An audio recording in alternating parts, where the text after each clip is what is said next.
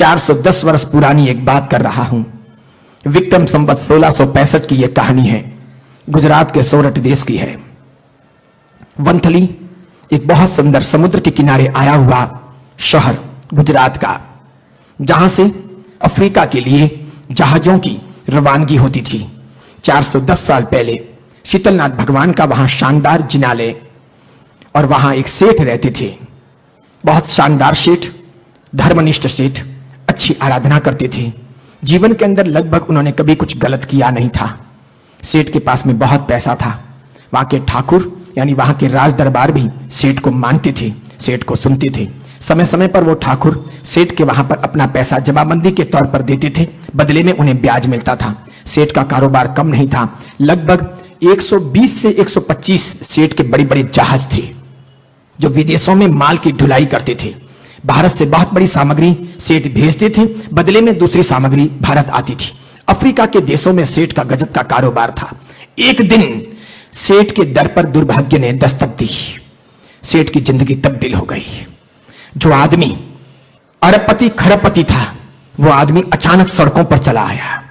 बहुत बड़ी मात्रा में सेठ ने वंथली और वंथली के आसपास के सेठों का, नागरिकों का, लोगों का, जैनों का, अजैनों का पैसा उधारी में लिया था, ब्याज के आधार पर लिया था। लेकिन जितना उसने ब्याज के आधार पर लिया था, उधारी में लिया था, उससे कई गुना बड़ा उसका कामकाज था। सेठ कोई कम पैसे वाले नहीं थे। बहुत बड़ी मात्रा में घर में धन दौलत थी। बहुत बड़ी मात्रा में घर में आभूषणों का भंडार था। सेठ ईमानदार प्रामाणिक थे, व्रतधारी थे, प्रतिदिन पूजा करते, अवश्य में सामायिक करते। गांव में कभी गुरु भगवंत आए तो प्रवचन न सुने ऐसा कभी बनता नहीं। समय समय पर एकासना ब्यासना आयमिल करते। नौकारसी और चौविहार तो सेठ रोज करते थे। अच्छे सत्वशाली इंसानों में से वो एक थे। लेकिन एक दिन एक अफवाह फैलनी शुरू हुई। किसी पागल व्यक्ति ने, अज्ञानी व्यक्ति ने, या फिर किसी दुर्भावनापूर्ण व्यक्ति ने जानबूझ करके अफवाह फैलाई कि सेठ के जहाज डूब गए हैं। बहुत बड़ा अफ्रीका के रास्ते पर तूफान आया है। उन ऊंची लहरों की चपेट में एक भी जहाज बच नहीं पाया है। सबके सब 125 जहाज जल शरण हो गए हैं। सेठ बर्बाद हो चुके हैं। सेठ के पास अब दुनिया को देने के लिए कुछ नहीं बचा है। सवेरे के 6:30 बजे थे। सूर्योदय हुआ। सेठ मंदिर में भगवान की पूजा कर रहे थे। रात को सेठ को यह समाचार मिल गए थे कि ऐसी अफवाह दुनिया में चल रही है। वंथली और वंथली के आसपास में लोग ऐसा बतियाते हैं। सेठ ने उसके बारे में कुछ नहीं कहा। किसी ने सेठ को रूबरू पूछा भी नहीं। लेकिन अफवाहों ने सेठ को चिंतातुर बना दिया था। फिर भी शीतलता देने वाले शीतलनाथ परमात्मा का प्राचीन जिनालय, मनोहारी मूर्ति, वहां शांतिपूर्वक सेठ भावपूर्वक पूजा कर रहे थे। उतने में बाहर से घोड़े पर बैठे बैठे ठाकुर ने आवाज दी कि सत्संग सेठ सुन रहे हो? सेठ पूजा पूरी करके बाहर आए। सेठ को ठाकुर ने पूछा घर कब पहुंचोगे? सेठ ने कहा द्रव्य पूजा पूरी हो गई है, चित्तवंदन करके बस अब घर आता हूं। ठीक है, आओ आओ, थोड़ी देर में मैं भी घर पहुंचता हूं। सेठ ने कहा कुछ जरूरी काम था? तो कि हाँ, काम यह था कि जो मैंने 1.25 लाख रुपए आपको दिए हैं जमाबंदी के तौर पर, वो मुझे अभी के अभी वापस चाहिए है। सेठ ने कहा ठीक है। सेठ ने शांतिपूर्वक चित्तवंदन किया। सेठ घर पहुंचे, कपड़े भी नहीं बदले, 1.25 लाख रुपए और उनका पूरा ब्याज आज दिन तक का गिना और ठाकुर के हाथ में दे दिया। ठाकुर तेज तर्रार आदमी था, वहां का जागीरदार था, सूबेदार था। ठाकुर की बात जानने के साथ में सेठ ने देखा इधर सेठ कपड़े बदल रहे हैं और बाहर लेनदारों की कतार लगी है। सब मांगते ही जा रहे हैं, सेठ देते ही जा रहे हैं। देते देते बिना खाए पिए सेठ ने शाम तक कोई 50 करोड़ से अधिक रुपए दिए। अब नकद पैसे खाली हो गए। सेठ ने अलग अलग जगह पर आसपास के गांवों में, शहरों में जो जो मित्र थे उनके वहां पर अपने आदमी भगाए कि जाओ, जिस ब्याज से सही जितने पैसे मिलते हो लेकर के आओ। भगवान का धर्म बदनाम नहीं होना चाहिए। मैं महान जैन श्रावक कहलाता हूं। लोग मुझे बहुत ईमानदार जैन श्रावक के तौर पर पहचानते हैं। जिन शासन बदनाम होगा, जैन धर्म बदनाम हो जाएगा, यह नहीं होने देना है। लेकिन बाहर से पैसा नहीं मिला। पड़ती के दिनों में कोई सपोर्ट करने को जल्दी तैयार नहीं होता। चढ़ती के दिनों में आरती उतारने और माल मलिदा खाने को हर कोई चले आते हैं। जब माल खाने का समय होता है तो एक भी आदमी हमारे पास खड़ा नहीं होता। जब माल खाने का समय होता है तो मक्खियों की तरह, भंवरों की तरह सभी लोग हम पर भरभराते हैं। एक भी नहीं मिला। सेठ ने सस्ते में ही अपनी सारी जमीन जायदाद बेचने का फैसला किया। जहां जहां खेत थे, खलिहान थे, अलग अलग लिए हुए भूखंड थे, अलग अलग लिए हुए मकान थे, कोई इस शहर में, कोई उस शहर में, कोई मांगरोल में, कोई वेरावल में, कोई वंथली में, कोई ओखा में, जहां जो था बेचो। मुंह मांगी कीमतों में लोगों ने जमीन जायदाद ली। किसी ने भी दया नहीं की, किसी ने भी करुणा भाव नहीं दिखाया, कोई भी सपोर्ट के लिए उपस्थित नहीं हुआ। इसके बाद में भी लेनदारों की कतार बनी नहीं। सेठ 2 मिनट के लिए पानी पीने के लिए भीतर गए। अपनी पत्नी को, अपनी मां को, अपनी पुत्र वधू को पास बुलाया। सेठ की आंखें भर आई। सेठ पहली बार जिंदगी में बोले, आप लोगों का सोना लाओ, मुझे बेचना है। यकीन करो, मैं जिंदा रहा तो ईमानदारी से कमा करके तुम तीनों महिलाओं का इससे भी अधिक सोना और आभूषण वापस लाकर दे दूंगा, लेकिन अभी जरूरत है तुम दो। मां ने, पत्नी ने, पुत्र वधू ने, तीनों ने। सेठ के आंसू पहुंचे। कहा, रो मत, सोना जिंदगी नहीं है। आपका जिंदा रहना और हम सबका साथ रहना ये जिंदगी है। हम सभी धर्म के मार्ग पर चलते रहे, पतित ना हो, यह जरूरी है। अपना जिन शासन और देवगुरु धर्म की परंपरा मलिन न बने या बदनाम ना हो, यह जरूरी है। सोना तो क्या है, बाहर की दिखावट है। शरीर अगर खूबसूरत है तो बिना सोने के भी जी लेंगे, और शरीर अगर बदसूरत है तो सोना हमें खूबसूरत बना नहीं सकेगा। फटे पुराने चीथड़ों में भी सद्गुण महकते हैं, और अच्छे कपड़े पहन करके भी दुर्गुणों को आप छिपा नहीं सकते। दुर्गुणी आदमी अच्छे कपड़े पहन करके भी लोगों के सामने छिप नहीं सकता, लोगों को पता चल जाता है कि कमबख्त है। और सद्गुणी आदमी अगर फोड़े कपड़े पहनकर, पुराने कपड़े पहनकर, बिना प्रेस वाले फीके कपड़े पहन करके भी आया हो तो भी लोग उसे समझ जाते हैं कि यह महान व्यक्ति है। तीनों ने जितना सोना था पियर से आया हुआ वो सब भी दे दिया। जैसे पियर का जल्दी छूटता नहीं, पियर का मांगने का हक भी होता नहीं, और मर्द यह समझता है कि औरत का पियर का भी मैंने ले लिया, कितना मैं कर्जदार बन गया। वो सब भी लिया, वो सब भी चूकता किया। आधी रात बीत गई, अधिकांश का पैसा चूकता हो गया, तब भी थोड़े लेनदार बच गए। अब ये रहने के छोटे से मकान के सिवाय सेठ के पास में कुछ नहीं बचा था। उस वक्त सेठ के पास आश्वासन देने के लिए उनके मेहताजी आए। वो भी महान श्रावक थे, दोनों पास में बैठे। समय समय पर सेठ और मेहताजी महाराज साहब लोगों के प्रवचन सुना करते थे।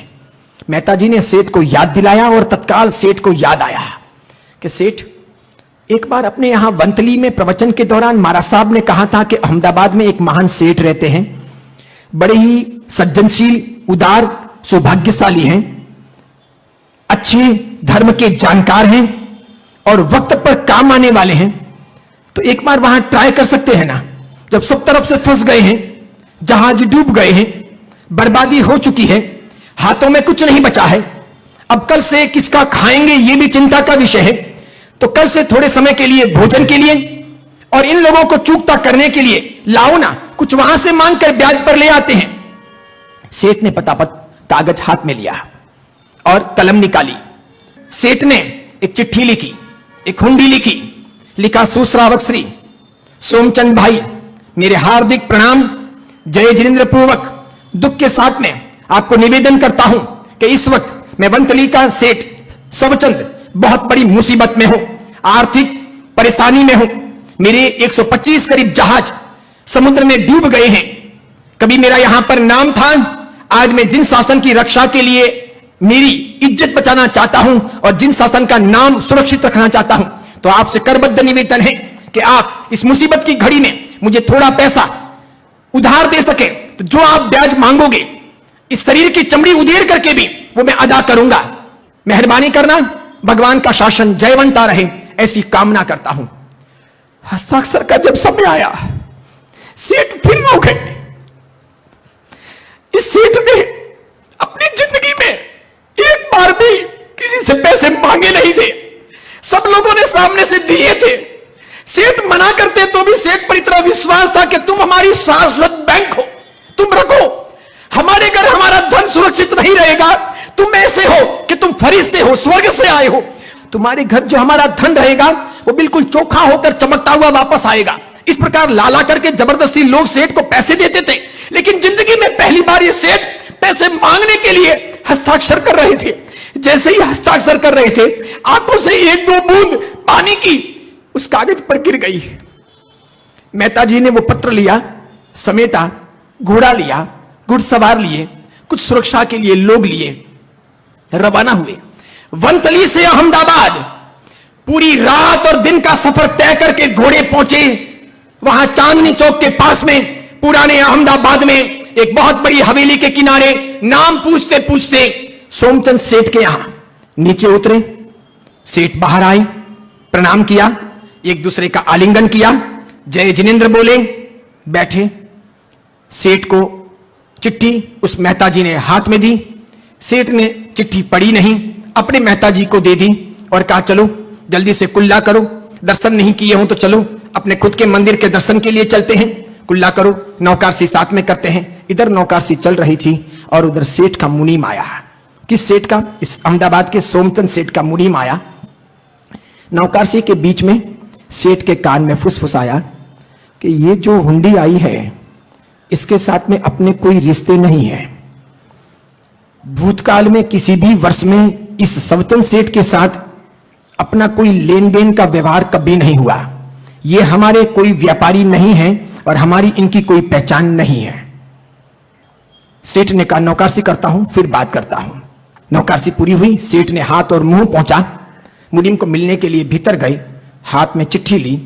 सेठ ने चिट्ठी पढ़ी, नीचे हस्ताक्षर देखे, हस्ताक्षर में आंसुओं की बूंदें देखी। सेठ ने कहा 1.25 लाख सोना मोहर इन्हें चाहिए हैं, तुम इन्हें अदा कर दीजिए। चिट्ठी उन्होंने मेहता जी को दी नहीं। मेहता जी ने हाथ लंबा किया कि हुंडी दीजिए, मैं प्रूफ के तौर पर उस पेज पर इसे अंकित कर सकूं और लिख सकूं, इतने बजे मैंने इतने लाख सोना मोहर इस सेठ को दी, इस पत्र के एवज में। सेठ ने कहा ये बाद में करेंगे, तुम पहले 1.25 लाख सोना मोहर दे दो। मेहता जी उधर गए 1.25 लाख सोना मोहर लेने के लिए। इस सोमचंद सेठ ने वो कागज फाड़ दिया, फाड़ के कचरे की टोकरी में डाल दिया। ये 1.25 लाख सोना मोहर लेकर के अपने आदमियों के साथ सोमचंद सेठ के मुनीम रवाना हुए, वनतली पहुंचे, सेठ को दिए। सेठ ने बड़े भावों के साथ एक एक को प्रणाम कर, देरी के लिए माफी मांगकर, मिच्छामि दुक्कडम देखकर उन्हें पैसे ब्याज के साथ अदा कर रहा है। इधर पैसे अदा हुए, दूसरे दिन की भोर हुई, सवेरे के सूर्योदय के समय में भागता हुआ एक आदमी समुद्र किनारे से घोड़े पर सेठ के घर पहुंचा। कहा सेठ भगवान शीतलनाथ की जय हो, जिन शासन की जय हो, सवचंद सेठ की जय हो, देवगुरु धर्म की जय हो। सेठ ने कहा क्या हुआ? तो क्या सभी के सभी 125 जहाज लंगर डाल दिए हैं, आ गए हैं यहां। तो क्या कैसे? तो क्या जहाज के नाविकों ने, जहाज के खेवरहारों ने कहा कि बहुत बड़ा तूफान था, अफ्रीका से निकलने के साथ में ही बहुत बड़ा तूफान सामने आया, हम वापस मुड़ गए, तूफान जिस तरफ आ रहा था उसकी अगेंस्ट दिशा में हम आगे बढ़ गए। अफ्रीका का ही कोई देश आया और वहां हमने लंगर डाल दी, उनसे हमने समझौता किया, उन्होंने हमको रुकने दिया, बदले में हमने थोड़ा सा धन दिया और इस प्रकार 8 दिन तक हमको उसने उस बंदरगाह पर रुकने के लिए अनुमति दे दी। जब तूफान शांत हो गया तो हम निकले, लगभग 9 दिन हमें और लग गए। इस प्रकार 8-9 दिन देरी से हम यहां पर पहुंचे हैं, सब जहाज सुरक्षित आ गए हैं। अब तक पूरे मांगरोल, वनथली, ओखा, वेरावल, पोरबंदर इत्यादि आसपास के बाजारों में सेठ के द्वारा लाए हुए अफ्रीका के इस माल की बहुत बड़ी डिमांड रही। बाजार में माल नहीं, माल की बहुत सारी डिमांड और आसमान पर पहुंच गए भाव। तब भी सेठ ने कम नफा लेकर के माल बेचा, लेकिन वो माल इतना बिका कि जितना सेठ ने चूकता किया था सब देनदारों को उससे अधिक आमदनी हुई। लेकिन पैसा लेकर सेठ सोए नहीं, पैसा लेकर सेठ बैठे नहीं। सेठ ने कहा चलो सबसे पहले 1.25 लाख सोना मोहर, उसका चक्रवर्ती ब्याज सब डालो और चलो पूरे घर, रथों को तैयार किया, घोड़ा बग्गियों को तैयार किया, ऊंट गाड़ियों को तैयार किया, हाथियों को तैयार किया, पूरे लवाजमे के साथ पूरी सुरक्षा लेकर के सब परिवार, अपनी मां, अपनी पत्नी, अपने पुत्रवधू, अन्य सब लोगों को सबको साथ में लेकर के जैसे कोई एक शोभा यात्रा निकल रही हो, सेठ अहमदाबाद पहुंचे। उस सेठ के दर पर पहुंचे, पता नहीं था, एड्रेस पता नहीं था, मेहताजी ने बताया, त्यों त्यों मुड़ते गए और वहां पर पहुंचे। जैसे ही दरवाजे पर आहट दी, सेठ ने दरवाजा खोला, इतने सारे सेठों को देखा, सबसे आलिंगन किया, सबको प्रणाम किया। औरतों ने औरतों को बधाया, सुंदर तरीके से नौकरसी के लिए बैठ रहे थे। सबचंद सेठ ने कहा, पहले नौकरसी नहीं कर सकता, पहले मेरा बकाया जो है वो मैं चूकता करने आया हूं, इसे आप ग्रहण करो, मुझे आशीर्वाद दो। जीवन पर्यंत नहीं, भवो भव आपके उपकारों का स्मरण करूंगा। आप साक्षात दुनिया में देवदूत हो।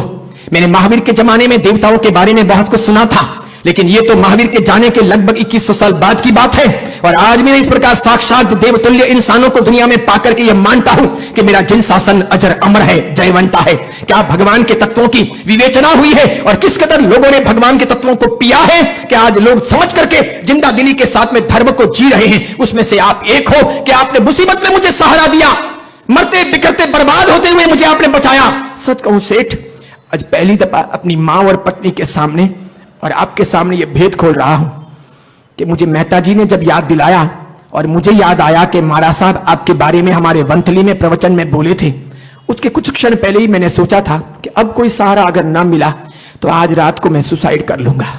मैं आत्महत्या करने वाला था, मैं आत्महत्या करने वाला था, लेकिन मुझे भगवान ने सद्बुद्धि दी। मैं पाप से भी बचा और बदनाम होने से भी बचा, जिन शासन के नीति नियमों को पालने वाला बन सका। आपका बेहद उपकार है। जल्दी गिनो, ये 1.25 लाख सोना मोहर जो आपने दी थी वो, और सामने ये उसका ब्याज। सेठ ने कहा, कौन हो आप? सोमचंद सेठ ने कहा, कौन हो? तो कि मैं सबचंद सेठ, ये मेरे मेहताजी थोड़े दिन पहले जो आपके यहां पर 1.25 लाख सोना मोहर लेने आए थे वो। सबचंद सेठ को सोमचंद सेठ ने कहा, हमने कोई 1.25 लाख सोना मोहर किसी को नहीं दी। मेहताजी को बुलाया, इधर आओ, चौपड़ा निकालो। कल, परसों, तरसों, 2 दिन, 3 दिन, 5 दिन, 7 दिन, 10 दिन में तुमने किस किस को पैसे दिए हैं? तो जितने को दिए हैं उन सबके नाम देखें। चौपड़े में कोई उल्लेख ही नहीं कि किसी सबचंद सेठ को, वंथली को 1.25 लाख रुपए, 1.25 लाख सोना मोहर दिए हैं, ऐसा कोई उल्लेख नहीं। सोमचंद सेठ ने कहा, मैंने नहीं दिए। सबचंद सेठ ने कहा, क्या बात करते हो? आपके यहीं से तो लेके गए हैं, आपने ही तो दिए हैं, आपके मेहताजी ने दिए हैं, वही तो चुकता करने आए हैं। नहीं नहीं, तोबा तोबा, मैंने नहीं दिए, मैंने कुछ भी नहीं दिए। सवेरे से शाम तक दोनों में बहस चलती रही, आनाकानी होती रही, नौकरसी गई, पोरसी गई, सात पोरसी गई, पूरी मध्यवट का समय जा रहा, दोपहर चली गई। भूखे हैं वे, उनकी वजह से औरतें भूखी, कोई खाने पीने को तैयार नहीं। सोमचंद सेठ ने कहा, पहले भोजन करो फिर बात करते हैं। सबचंद सेठ ने कहा, पहले पैसे लो फिर भोजन करता हूं। बिना चुकते किए हुए यहां पानी भी पी नहीं सकता, कर्ज चुकते करने आया हूं, एहसान चुकाने आया हूं, भवोभव का आपका उपकार याद करने आया हूं। चमड़ी उधेड़ करके जूतियां पहना दो तो भी इस उपकार का बदला चुका नहीं सकता, इसलिए पहले भोजन कर नहीं सकता। अंततः परेशान होकर सबचंद सेठ ने, वंथली के सबचंद सेठ ने रात को चांदनी चौक में अखिल अहमदाबाद के महाजनों की इमरजेंसी मीटिंग कॉल की कि सोमचंद सेठ सुन नहीं रहे हैं, मेरे साथ अन्याय हो रहा है, मैं अपराध से बचना चाहता हूं, कर्ज मुक्त होना चाहता हूं। मीटिंग की, मीटिंग में एक से एक बड़े बड़े नगर सेठ, धनवान लोग, एक एक की वेशभूषा 2, 5, 10 लाख रुपयों की, वो हीरे और माणिक पहने हुए ऐसे बड़े बड़े सब महाजन पधारे। अहमदाबाद के 400 साल पहले की यह घटना, सब बैठे, आधी रात तक उनकी सभा चली। सबचंद सेठ देने को तैयार, सोमचंद सेठ लेने को तैयार नहीं। सबचंद सेठ ने कहा, यह मेरा धन नहीं। सोमचंद सेठ ने कहा, मैंने दिया नहीं, मैं ले नहीं सकता, पराया माल लेना अपराध है। किसका? मैं मालिक नहीं तो लूं कैसे? वो बोले, मैं दूं नहीं तो मैं जाऊं कैसे? अंततः पूरे पंच महाजनों ने मिलकर के फैसला सुनाने के लिए तैयारी की। भाई देखो, आप भी मान नहीं रहे, आप भी नहीं मान रहे, सबचंद तुम भी नहीं समझ रहे, सोमचंद तुम भी नहीं समझ रहे, अब क्या करें? अब हम फैसला दें? तो क्या? हाँ दीजिए। पंचों का फैसला सर आंखों पर। अंततः पंचों में से एक बुजुर्ग पंच ने खड़े होकर के कहा, लाइए 1.25 लाख सोना मोहर और उसका ब्याज, इसे हम पालिताना में तीर्थ निर्माण में लगा देते हैं। जैसे ही ये बोला, सबचंद सेठ खड़े हुए, नहीं, अगर ये पालिताना में तीर्थ निर्माण में लगवाना हो तो 1.25 लाख सोना मोहर और उसका ब्याज और लीजिए। क्यों? क्योंकि हकीकत में ये मेरा नहीं है, ये सोमचंद सेठ का ही है। तो तीर्थ निर्माण का लाभ भी उनको मिलेगा, मुझे नहीं मिलेगा। जब ये तीर्थ निर्माण में लगाना ही है और सोमचंद सेठ लेने को तैयार नहीं है, तो सबचंद सेठ ने कहा, मेरा और 1.25 लाख और उसका ब्याज मैं देता हूं। कुल 2.5 लाख सोना मोहर और उसका ब्याज सब लग करके नवटोंक में से एक टोंक, सबसे बड़ी टोंक सवा सोम जी की टोंक का निर्माण हुआ पालिताना में। उन दोनों की याद में अब जब पालिताना जाओ, कभी यात्रा करने के लिए, तो पहले आदिनाथ के वहां मत जाना, पहले पुंडरीक स्वामी के वहां मत जाना, पहले शांतिनाथ के वहां मत जाना, पहले जाना कहां, सवा सोम जी की टूक के वहां जाना। वहां जाने के बाद पेड़ी के ऊपर ही, भगवान के पास में नहीं, मंदिर के द्वार पर पेड़ी के ऊपर झुकना, मस्तक को पेड़ी से लगाना, इसके बाद में नाक को पेड़ी से लगाना, और आपको निवेदन करना चाहता हूं कम से कम 7 बार ये नाक उस पत्थर से रगड़ना कि ये है बात, ये मात्र जैन धर्म का तीर्थ नहीं, ये साधर्मिक भक्ति का जीवंत प्रतीक और स्मारक है। ये मात्र सवा सोम जी की टूक नहीं, ये 2 जैन महान श्रावकों की अमर कहानी है कि जिन्होंने धर्म की रक्षा के लिए, साधर्मिक की भक्ति के लिए, सपोर्ट करने के लिए, डूबते हुए को बचाने के लिए, परेशानियों के वक्त सहारा देकर के उसे पुनः खड़ा करने के लिए बहुत बड़ा योगदान दिया। धर्म तब जिंदा रहता है, मूर्तियों से धर्म जिंदा नहीं रह जाएगा, मंदिरों से धर्म जिंदा नहीं रह जाएगा, आगम शास्त्रों से धर्म जिंदा नहीं रह जाएगा। साधर्मिक भक्ति होगी तो आगम शास्त्र जिंदे रहेंगे, साधर्मिक की भक्ति होगी तो मूर्तियां जिंदी रहेगी, साधर्मिक की भक्ति होगी तो मंदिर जिंदे रहेंगे, तीर्थ जिंदे रहेंगे। साधर्मिक की भक्ति मर गई तो ये सब चीजें मर जाएगी, ये उजड़ जाएगी, कोई नहीं बचेगा। और इसीलिए कहते हैं एकत्तु सब धम्माइम एकत्तु साहम्य वच्छलम, एक तरफ सभी धर्म क्रियाएं और दूसरी तरफ सिर्फ साधर्मिक की भक्ति। क्या गजब का वो काम रहा। अंततः पंच महाजनों ने जो निर्णय दिया उसके अंतर्गत विक्रम संवत 1675 में चौमुख जी मंदिर के तौर पर सवा सोम जी टूक का निर्माण हुआ, जिसको एग्जैक्ट 400 साल पूरे हुए और इस प्रकार धर्म की जय हुई। इसे कहते हैं साधर्मिक की भक्ति।